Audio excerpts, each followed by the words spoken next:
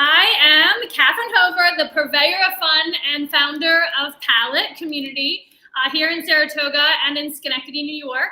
And welcome to the Here For It Live. Oh my gosh, it's been a while since I've been here for it live. So this show is my chance to connect and talk one-on-one with inspiring members of our community and beyond about how to show up as your authentic self in career and in life, and just talk about all the things. And today, my guest is the one and only Lauren Trunco from the YWCA, Northeastern New York. Hello, Lauren. Hi. How are you? I'm good. I'm so happy to be here and happy to be like your first guest in a while. This is so exciting. I know. Well, so yeah, it's crazy. Like, I don't know what happened that I just like fell off the grid for a little bit. You know, we all need some time to reset and reconnect and think about like what it is we're doing with ourselves. Self-care, got to do it. And you have one little one? Yes, 5-year-old boy, Noah. Yeah. Yep, he's in summer camp. Yes, isn't summer camp the best? Yes. I think like I wasn't prepared for the like end of school summer camp start. There was really no like gap in between, which is great because I don't need any gaps in childcare. Yeah. But that was a whirlwind. It was. We got through kindergarten and I remember like waking up in the middle of the night, probably in November. And I was like, oh my God, summer, what do parents do? What do we do? And so like panicky as it was approaching. And I got told about the wait lists and the costs and all of it. But I'm really grateful. We got into a few weeks at the Glenville YMCA, which is wonderful. And thank God with my work schedule with the YW, I'm able to use a lot of my time during the summer. So hopefully we'll have some fun. He's got a couple more weeks and then we're going to do some adventuring together. Nice. Yeah, because there is a gap between the end of summer camp and the beginning of school starting, and you have to be very strategic with that time. So we're gonna go down no one knows this yet, but we're going down to my hometown, New Orleans, which is gonna be hotter than it is here right now. How are you? Just like your AC is working at your house, right? Yes. So I'm home right now. We do not have central air at the YWCA. We're in a very old building. So some of the offices and meeting spaces do have window units, but it has been brutal there this week with the heat, the humidity. So we've been using Palette a lot. We've been there. But yeah, it's every man for himself. Yes. Oh my gosh. This weather. So tell us, so you, like, how long have you been a member of Palette? Like a couple of months now? Yeah, I'm pretty new to Palette. It's been a couple months. We, my CEO, Kim Siciliano, and I kind of came into it looking to connect with more people in the community. Obviously, we were totally tapped for office space at the YW, so we needed some co-working space. But since, the past 2 months, we've had just these great strategic planning meetings. Everyone that we meet there talks about how inspiring the space feels and how energetic it feels. And so it's really been a great experience, a great addition to the YW. Yeah, I always tell people it is kind of hard to express what exactly Palette is and how impactful it has been. I mean, I can talk about it, how it's been impactful to me.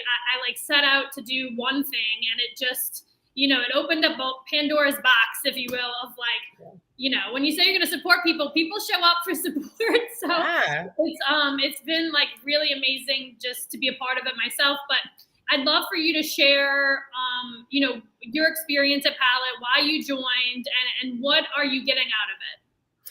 Yeah. So as I mentioned, we really were looking for connection and also the ability to have this extra working space. But for myself, the YW, it can be chaotic. It's a service, it's a community service building. So there's lots of people coming in, coming out.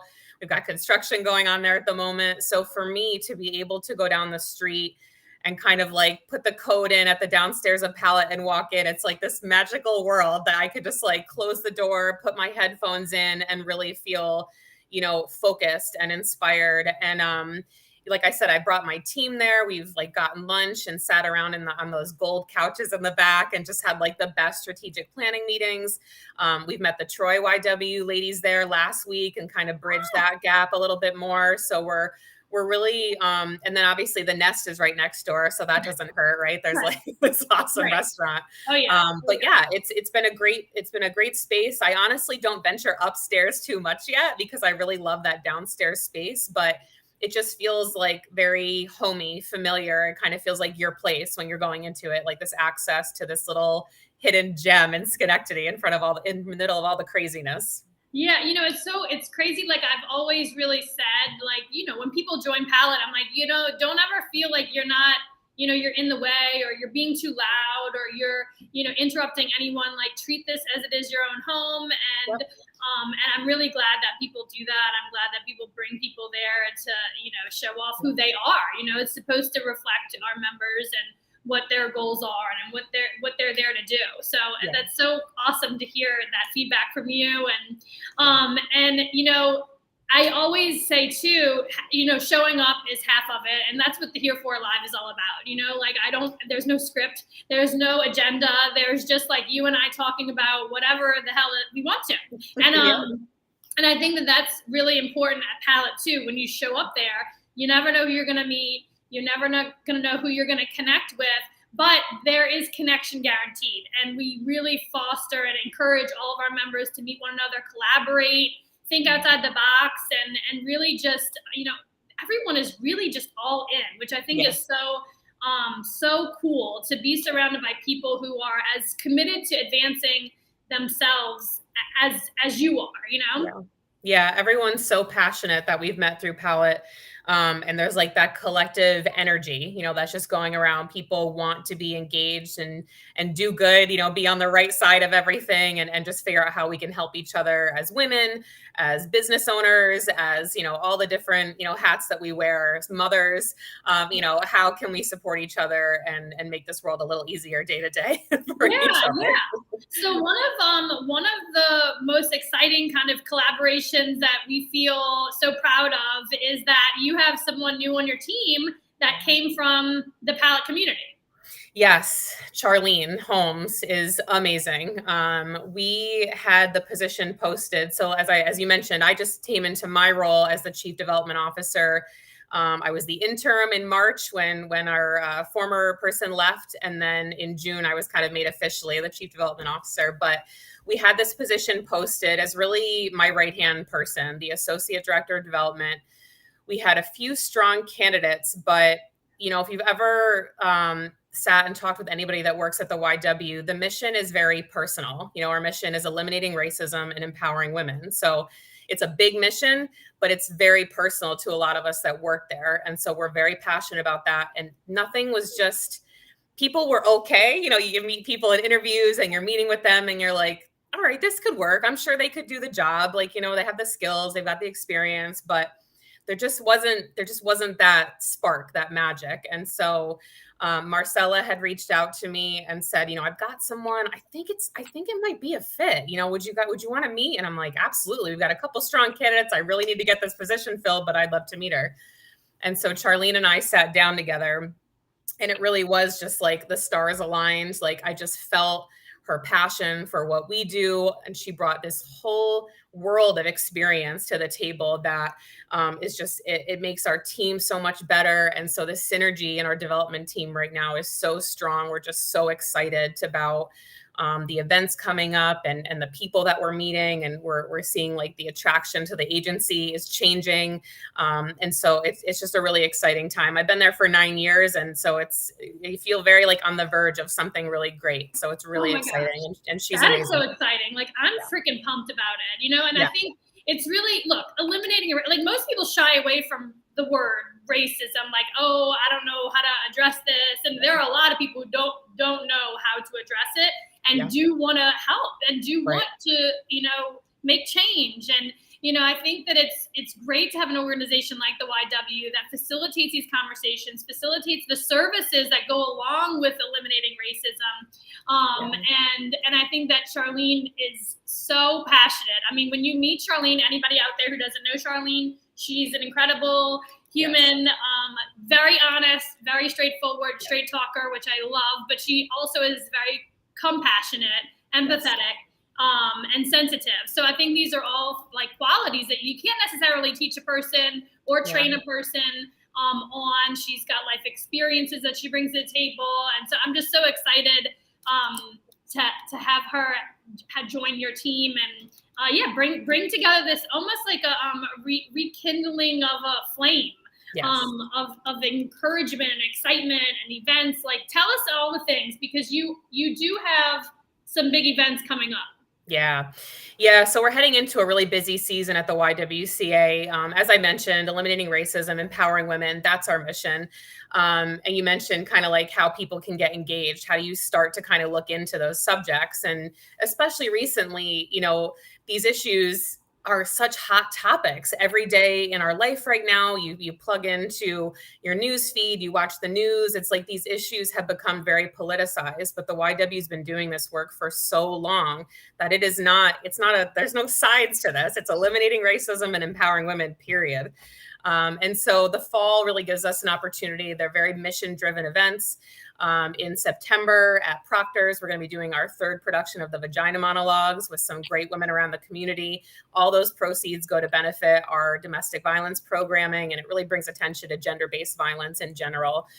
There's a lot of fun elements to the show, but it also, really highlights as women the things that unite us, but then also how different our experiences can be around sex, around our own bodies. So really important piece of art in that show. And we're happy to be doing that again this year. We did it the last time right before COVID, like a week before COVID shut down the world. So to get back together now and with some of the same cast, but a lot of different women too.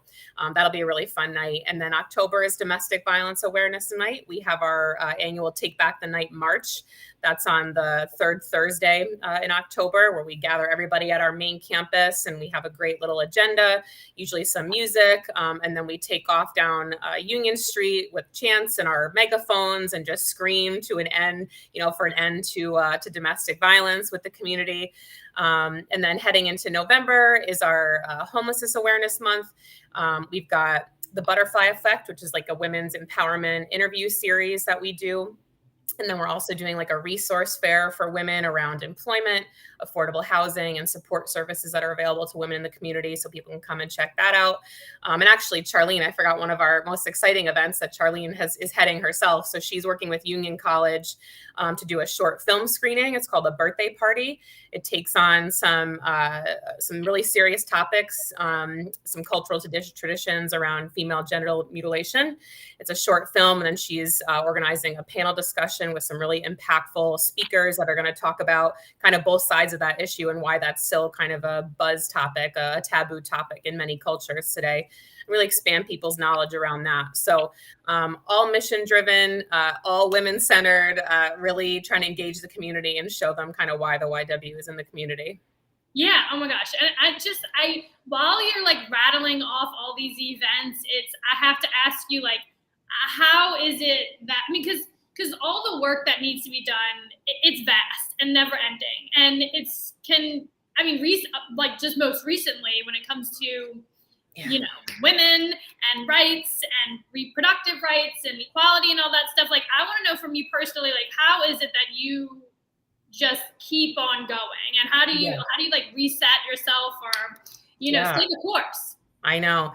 It's hard to turn it off, for sure. It's hard to turn it off when you kind of like live the mission. I was on vacation the week of the 4th of July, and I really tried hard not to like watch the news or even check in with colleagues, because I just needed like to take that hat off for a little bit and charge. But that's a privilege to be able to do that, and I fully recognize that. So that's how I personally recharge when I'm not on the clock. But it is a very, like I said, a lot of the staff there, it's what we live and breathe in our personal lives and in our professional lives. But the program staff there are excellent. A lot of our programs have been established for a long time. We've got amazing staff there, many of them there for many years. So some of the events are more organized by the program staff, like the March, the Vagina Monologues. So now that I've kind of taken that hat off and changed lanes, my job is to really get people there and bring in the money from the events. So my focus has changed a little bit. So I am a little bit more removed than I used to be, but I still have 9 years of kind of being in the programs, walking hand in hand with the women that come in the doors of the YWCA looking for help. So I kind of bring that vantage point to my new role.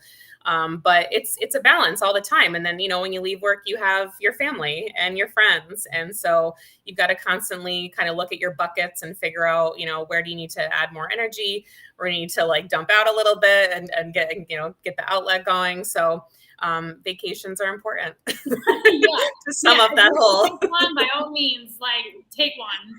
Yes. And when you're doing work like this, it's like, you have to schedule that in, or you'll just run yourself into the ground, and burnout is a real thing. And I think, it goes hand in hand with depression and anxiety, and they can all just like bottle up for you. And so you really do have to take care of yourself, and you have to practice what you preach, right? Like everything that you're probably that the YW stands for and advocates for and provides the service to for the community. It's like you also have to engage in that and make sure that you're doing the things that you're telling everybody else to do, right? Yeah, it's walking the walk for sure. You've got to, we've got to all be role models there. And of course, we've got staff that struggle with their own issues. And as an agency, we really try to be empathetic and understanding and accommodating to women. Most of our staff are women, the majority. But, like I said, women wear so many hats and roles in their lives. And so we've really, as an agency, tried to come together, especially through COVID. And, instead of when people, have barriers in their life that are stopping them from doing their job to the ability they want to do, it's like, how do we figure that out as an agency and like not just like throw away people, right? Like, how do we work through this? This is an employee that's struggling. What can we do? So to be on the admin level of the YW in that capacity also is really rewarding. So what are your goals for like the next, 90 days, 6 months? What is it that you're like working to change and overcome, or anything that the palate community and beyond, right? Because like the whole wide world is watching this program right now. If you here's your chance to just kind of put it out there, like what is going to happen over the next 90 days, and what can we do to help actualize those things? Yeah. So for me, being so new to this development world, it's a whole new ball game for me. And so anybody that's got experience or, tips or things that they've seen that have worked, that have not worked, ways that they feel like they can contribute. I'm a sponge right now. I'm totally open. I'm trying to create my own path with my team with the knowledge that I have, but I don't have all the knowledge. So I'm really looking to develop my skills and development this year.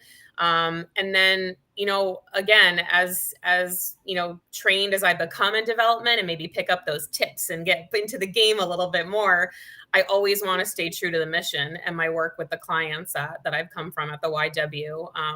And that is across the board for my whole team and the agency that I represent as a whole. Like everything has to go back to the mission. So really trying to keep that connected as possible is really important for me in this new role. And I just look to connect with people and learn skills and just kind of like learn from the best in the game, really. Yeah. Well, it's just so interesting you mentioned that. Like, I mean, I went to an event this morning, and it's, it just was so apparent there also that once you attain the goal that you have, right? So like prior to today, right? Or like however long ago you got this position, that was the goal, right? Like to advance yourself into this position so that you could make a bigger impact and demonstrate, what you have inside of you to make change and demonstrate that.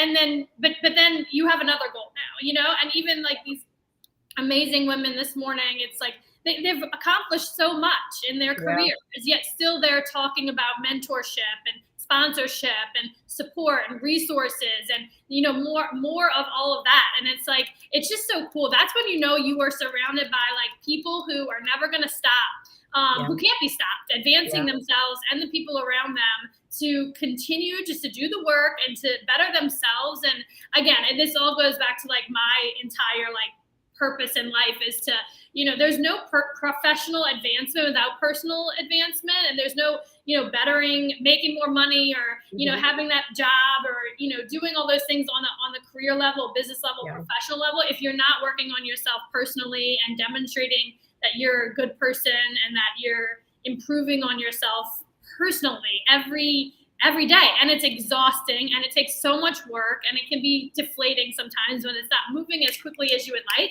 But I think that's like one of the biggest aha moments. It's like when you meet the people who maybe you aspire to be like or emulate, or you think, okay, they got it, they're there at that level, and that's where I want to be. But like they get there and they're like, well, I need to figure out how to get to the next level. And so I think it's awesome. I think it's exciting. I'm always just ecstatic to see other folks like just continue to do the work. And when you see people in the community who are kicking ass, taking names, they're just doing it. It's so exciting to me. Yeah. Yeah, there's a lot of work to do. Like I said, I'm hoping in this role to be able to, get us to a place where we can kind of lift our heads up out of the weeds of doing the day-to-day work and really think bigger, think bigger on what we can accomplish. I would love to continue expanding our teen program. I believe so much in the kids of Schenectady. I've met some of them and they're doing amazing things. That's so young. I can't imagine being that age and having that mindset. I was like barely able to like pick out an outfit when I was 18, let alone like these kids are entrepreneurs. They're really changing the course and investing in those kids. And I would love to be at a place where the YW can offer scholarships. Like we need to like think bigger in how we really change and create impact, long lasting impact in the community for sure. Absolutely. And what would you say are the biggest challenges? Is it just money, or is it people? Is it that type of resource? Or like do you need more volunteers? Do you need more, boots on the ground to kind of help facilitate a lot of the change? Yeah. So, a lot of grants drive our agency. So grants really work in an interesting way where there's always kind of like a buzz area, focus area that's kind of like popular one year. So the pockets of money that are there one year aren't there the next year based on what kind of like the federal or state, entities have determined is the greatest need. So for us, it's trying to plug into those grants for these programs. But when we don't want to wait for that. So fundraising and bringing in money, dollars in the door really helps us kind of like just go through that red tape and just say, no, we're doing this now. We're not going to wait and do the application and prove that we, the why and the outcomes. It's like, give us some money. We can do this right now. So yeah, that, obviously funding is super important, and it also fills the gaps. We've got women that come in with all these unique circumstances and things that they need, plane tickets and different places to get them to safety. And really, we had people come in with like a tank of bearded dragons, like they wanted to come into shelter with. And so like, there's all these different things where the grants kind of leave these little pieces that we don't have funding for. So funding that comes in the door helps us be able to cover every expense that comes up and not have to say, sorry, we can't do that. We don't have the funds. Well, you don't ever, you can't, you don't want to ever have to turn anyone away. And I think, I'm sure you don't, right? You always, that's what's so cool about, I think, the teams that work for nonprofits, they always figure out a way to support and to help and provide the service that they promised they would. Yeah, we anybody that comes in the door, if it's not like suppose our shelter is full or something like that, like even if we can't serve them right then and there, we'll find something. We'll find somebody that can. We'll figure it out together. They can stay in our building safely until we figure it out. So yeah, we don't ever want to turn anybody away for sure. That's awesome. Yeah. All right, so the next event that is coming up is the Vagina Monologues. The Vagina Monologues in Proctor's, and that's in November? September 29th. September 29th. Okay, so we'll jump on here for live again, like soon, and make sure everyone knows about that. You buy tickets through Proctor's or through the Y? Yep. We'll post it should be live on Proctor's site by next week. I'm working with them right now today to get all that stuff finalized. But we're also still recruiting cast members if anybody wants to be a part of the show. We look for inspiring women in the community. You don't have to memorize anything. You read from a cue card, and that's Eve Ensler's model so that people know you're reading another woman's story. So there's no memory needed. It's just come be part of a great group of women and help us, fundraise. So cool. We have got to get that in front of all of our community members and get them signed up for it. Make it a big to do. Big night out in Schenectady. That's right. Awesome. Well, thank you so much for being here for it. I love chatting with you. I love hearing what you're working on. It's so important. I think sharing is caring. Like if you're not telling people what you're working on, there's no way that they can help you. So I'm all about amplifying the voices of our members and making sure that everyone knows who they are, what they're working on, what they need. So Lauren needs you to connect with her via email or on her website. Attend the Vagina Monologues at Proctor's in Schenectady, September 29th. Is that Got right? it. Yes. Yes. Oh my gosh, that's like a miracle. And I will see you soon. We have a field day this weekend. Are you coming? I heard that. I've got birthday parties galore that I've got to attend this weekend. It's like the hot season for birthdays, apparently. It is the hot season for birthdays, and it's also hot outside. So, but Yes. I'm looking forward to it. I'm gonna really demonstrate my athletic ability in field games. So, stay tuned to that. That will not be streamed here for live. You might get more audience members than you and I. There's an idea. But yeah, it's great chatting with you. We'll talk again probably in September because I want to make sure we get a lot of people at that event. And thank you so much for doing what you're doing. It's so important work in our community. And thank you everyone to tuning in. And again, if you want to connect with Lauren, you can email her. Her email's in the little ticker below, or go to the YWCA website. And yeah, have a good rest of your day.